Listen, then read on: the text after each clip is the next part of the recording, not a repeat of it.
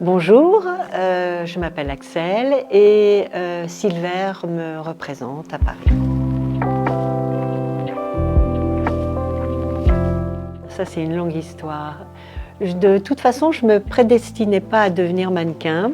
J'aimais la mode et j'avais envie de devenir styliste et je terminais mes études. Et j'avais un rendez-vous pour aller travailler dans une maison. Donc après ce rendez-vous, j'ai été abordée par une jeune femme et qui m'a dit « Est-ce que vous ne voulez pas devenir mannequin ?» Donc j'ai accepté. C'était pour Issey Miyake, Castelbajac. Donc je suis allée à ce rendez-vous et tout de suite, j'ai été sélectionnée. Et cette même personne m'a dit « Ah, Claude Montana a eu un problème avec un de ses mannequins, allez vite les voir ». Et j'y suis allée. Et j'ai fait donc mon défilé aussi pour Claude Montana le lendemain.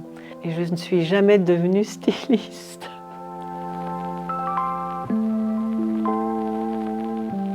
En dehors de ces 3 noms que je vous ai cités, bien évidemment, il y en a eu après d'autres.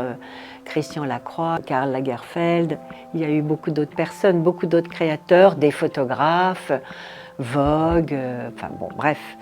Et j'ai aussi travaillé pour Madame Grès. Donc pendant 1 an, j'ai fait la fille de la maison chez Madame Grès. Donc 2 saisons de couture. Alors c'était formidable parce que j'ai eu le droit à avoir un mannequin sur mes mesures, un stockman pris à mes mesures et tout. Le privilège de porter sa robe drapée qui correspondait à la robe de mariée et d'aller dans les ateliers du flou, les ateliers du tailleur. Je dois dire que j'ai adoré être mannequin à cette époque. J'aime toujours, hein, mais pour des raisons différentes. Mais à ce moment-là, c'était festif, c'était créatif. Ce qu'on fait aujourd'hui en une demi-journée, on le faisait en 3 jours.